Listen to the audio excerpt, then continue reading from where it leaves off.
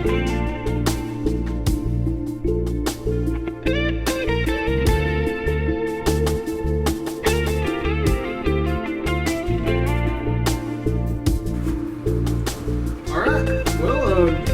afternoon. In my last video, I did a fractal wood burning. It's called Lichtenburg, and I did it on a natural edge poplar bowl, and I think that bowl turned out really nice. However,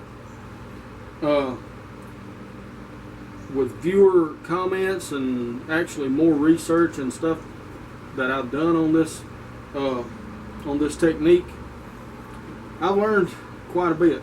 So I'm doing a follow-up. This is a follow-up on that Lichtenburg process. I'm using a neon transformer, and I have electrodes that are connected to dowel rods with electrical tape and all of that stuff. So I'm pretty safe with it, and everything's grounded real well out here in the shop. So but what I'm going to do today is I'm going to take this bowl, and I just finished turning it. I've already cut the tenon off and everything. The bowl is completely cured wood. It's absolutely bone dry, and well, there are a couple cracks in it too, but I'm not going to repair those until after I finish the Lichtenburg on it. I'm still experimenting. I kind of want to see what that thing will do around those cracks and all. But anyway, I just want to do a follow-up on some of the things that I've learned since that last video. The number one thing that I learned was that the electrolyte that I was using was actually coloring the wood. And what I was using as an electrolyte was the baking soda and water. But when you put it on wood, it discolors it. People say to sand it off, but when you sand it off, you lose your detail. That last bowl that I did it ended up being dark brown. It went from about this color to dark brown, and I think the bowl turned out pretty, but it wasn't what I wanted. I wanted more contrast between the wood and the actual burning. So today I'm going to use salt water, and I've done a couple of projects since then, and I found that the salt water doesn't discolor the wood like the baking soda does. So that's number one. And also, well, I'm just going to go ahead and move on through with the process and let you guys see kind of what I've learned. This is still all experimental for me and a learning process, but I really like this technique. But you always have to be safe with this, because these transformers are very high voltage. There's not a lot of amperage going through them, but it doesn't take but just a very minute amperage going across your heart to stop it. So make sure you're grounded and all that, rubber shoes and all of that kind of stuff. And I'll let you watch other videos for safety to go along with that.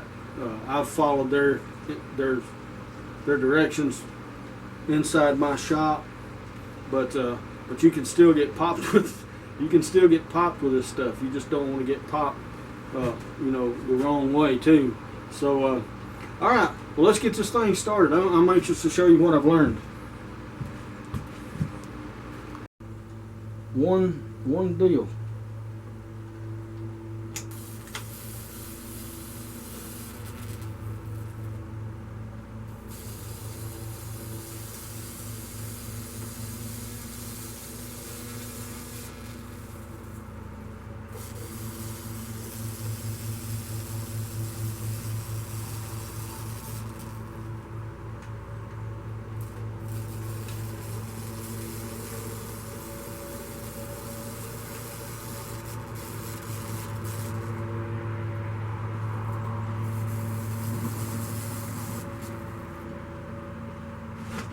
This is so cool.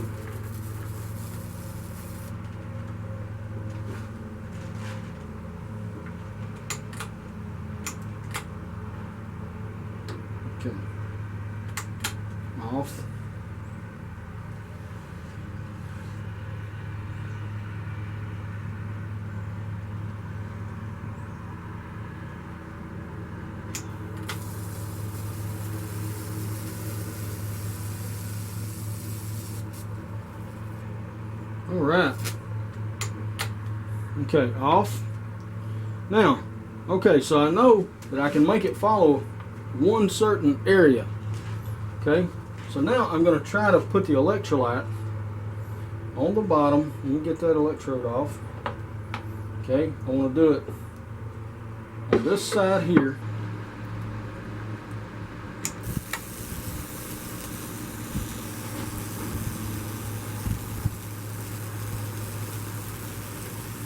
And you can see how it's drying the wood really quick.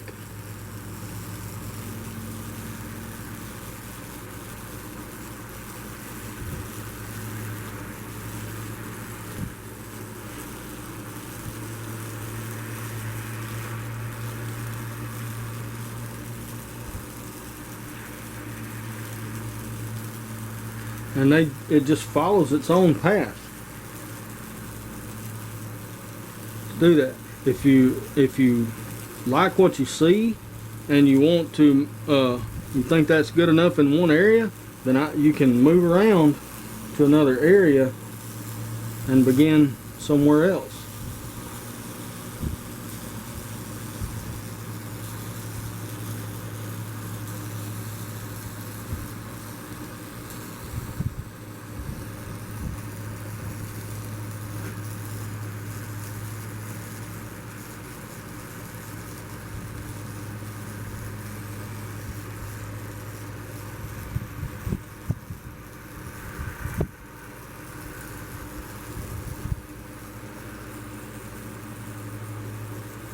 And then you can move somewhere else.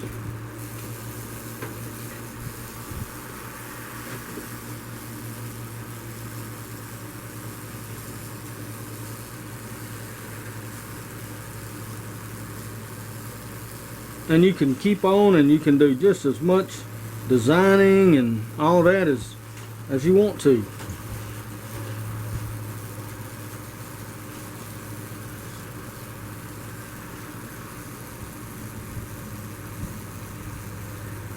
But do not touch anything. I'm not touching the table. I'm not touching the electrodes. My hands are at least 6 inches away from the electrodes.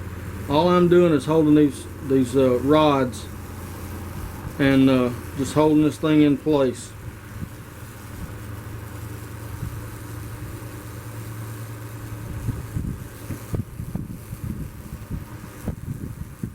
Okay, I kind of like that. I'm going to move it to there. Move this over here, and you can see it's even down at the bottom down there.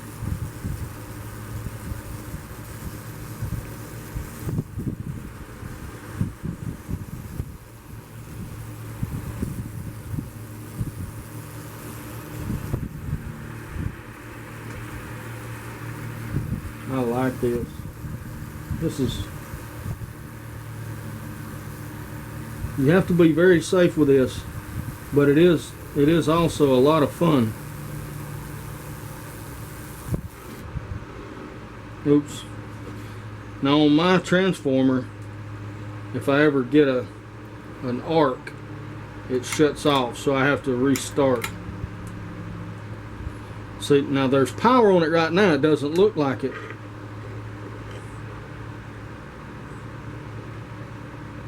I thought it was.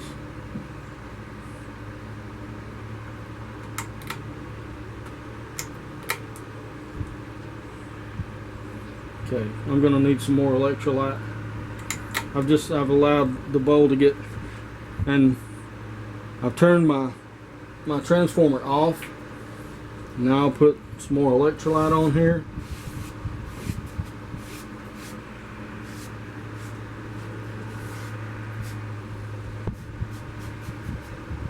Alright, let's give this a shot, see what we get. Let me come across here. I want to get some on the very bottom also.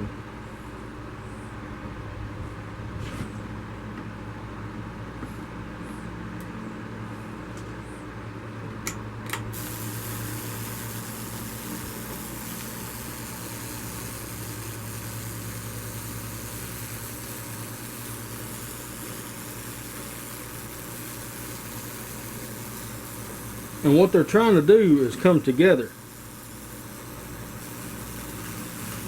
But they have to come together at the point, the path of least resistance, which is what gives you all these cool patterns.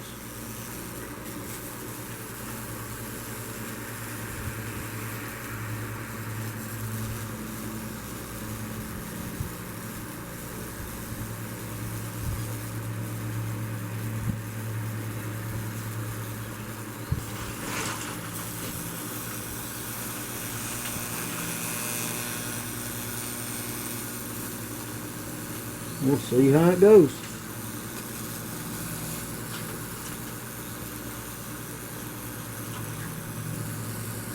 And don't be afraid to move them around.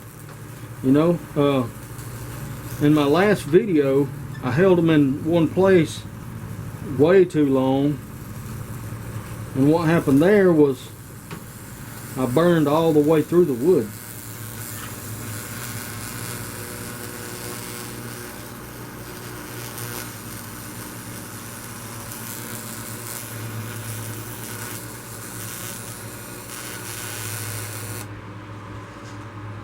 Okay.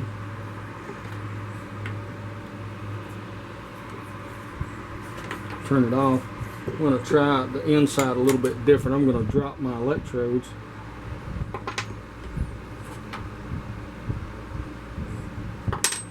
I'm just going to use the alligator clip.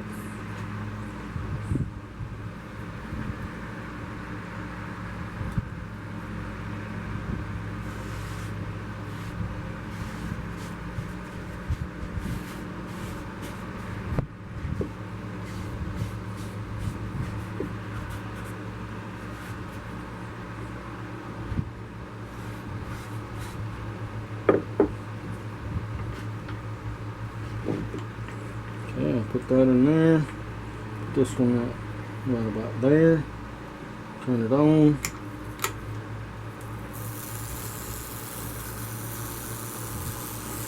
Like I say, I'm not touching the table or anything. I'm standing flat on the floor with rubber boots on, and I'm holding these fiberglass rods.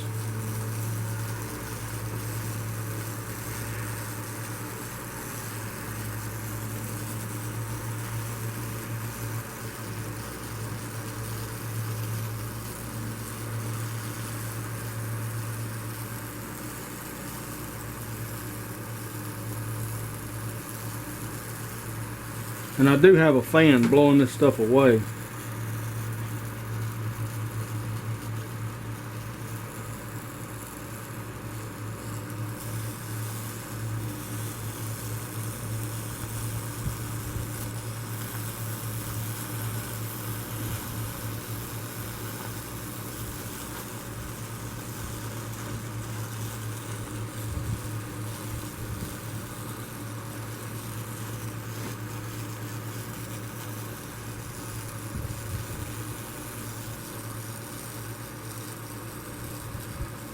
And sometimes it'll seem like it's only working on one side and not the other, but eventually it will. As it evaporates the electrolyte, eventually it will.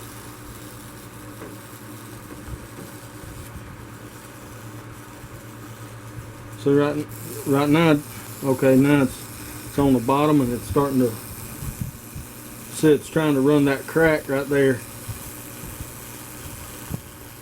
It did run that crack. Now it's trying to find a way to the other side.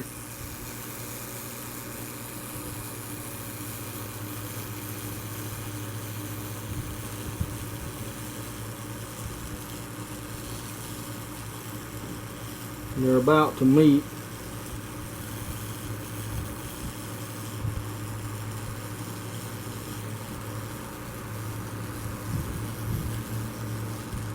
There.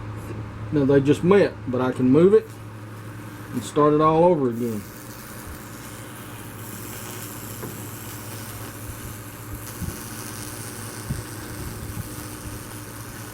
And just, see what it does.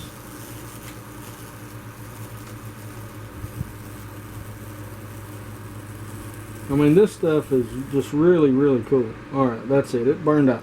Okay, I think that's enough. Turn this off, and I'm going to go ahead and unplug it.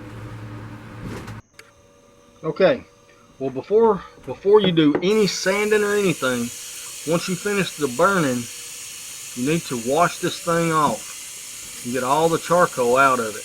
I'll do it with just an old toothbrush, lots of water flowing over the piece, washing this stuff away, because if you don't do this, then when you start sanding, then you're just going to wipe that stuff all over your piece, and it just makes a mess. So anyway, just wash it real well and scrub in all the burns and get all the loose charcoal out of it.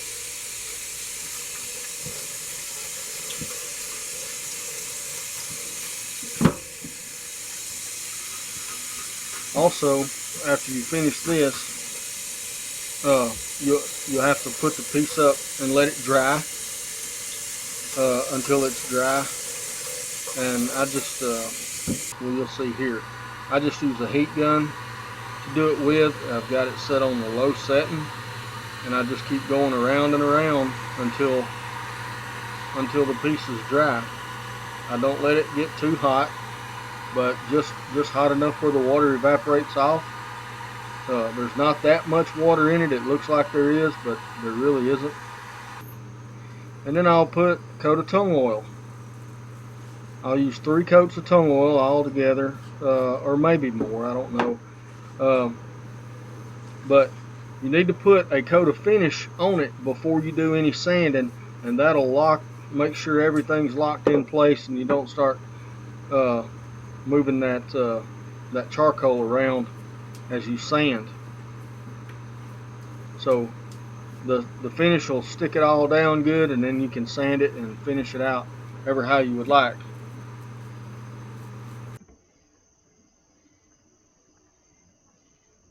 Okay, this was my last video that I did. I did this bowl right here.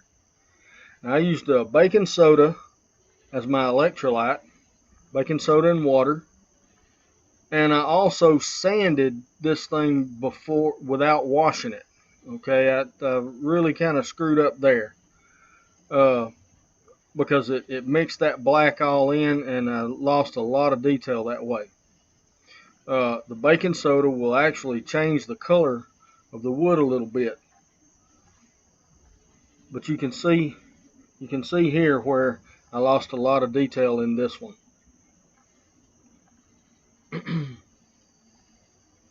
This was the very first one that I did. This was one I did last week, and I still use the baking soda, and you can see it still discolored the wood, but I washed it before I started applying my finish, and you can see I have a lot better, finer detail in this one than I did in the first one. It's finished the same way with just tung oil. It really leaves the detail in it really nice. This one here is the one I'm working on today. The finish isn't cured completely, so I'm not gonna mess with it, but I wanted to go ahead and show you and show you the difference. And I used salt water as electrolyte for the one I did today, and you can see the coloration.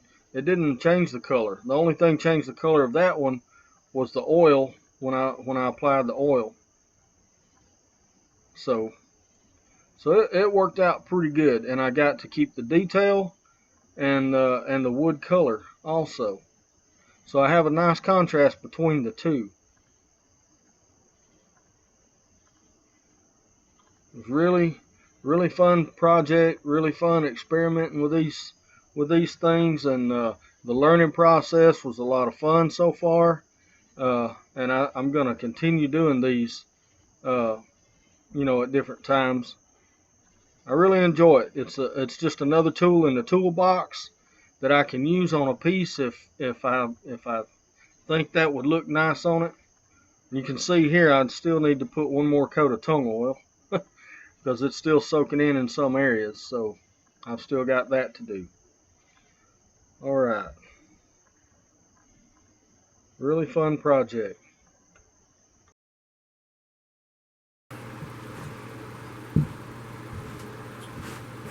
Well, alright, there it is.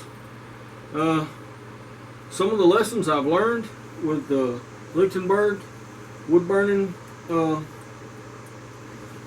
I tell you, that stuff just fascinates me. It's really neat to watch, and you know, you have to be safe, but good basic safety will do you really well. You know, wear rubber sole boots. Don't touch the table. Don't ever touch the electrodes when the transformer's turned on. Not even just one of them. If you touch one of them, it'll pop you. You don't have to actually be touching both. You know, rubber gloves is a good idea, but I use the long fiberglass rods. I've got some fiberglass rods on my electrodes right here, and I even put electrical tape around them, and I hold them all the way at the back here while I'm messing with them to keep myself insulated really well. If you're worried about it, if it scares you, don't do it. You know, if you have any doubts, you know, just don't do it. I had to. I didn't have a choice. I saw that Tim Yoder video, and it drove me crazy because I was like, man, that is just so cool. And I really like you know, the results. Still learning, but you know, I've gone. This was my first one here, and you can see this would have looked a lot better had I went in and washed it first. But you can see where when I sanded it rubbed that charcoal all in the grain, and you don't get that out. And the coloring, well, you can see the back here, it's colored just like the other, but where the electrolyte was, it completely changed the color. It completely changed the color. Let me see if I can touch this one now. And this is the latest one. The finish is still curing on it. It is a little bit tacky, but I'm going to be sanding it anyway. But a couple things we learned, or a couple things we did today. We confined it. We confined the burn to one area, which was right around this rim. And the way I did that was I just put electrolyte around the rim. If there's no electrolyte there, it can't burn. So, you know, you can use that, you know, with your design. Make sure you wash it and use a toothbrush or something. I keep this old toothbrush here out in the shop, and I clean things like my Morse tapers and stuff with it, but it's perfect for that.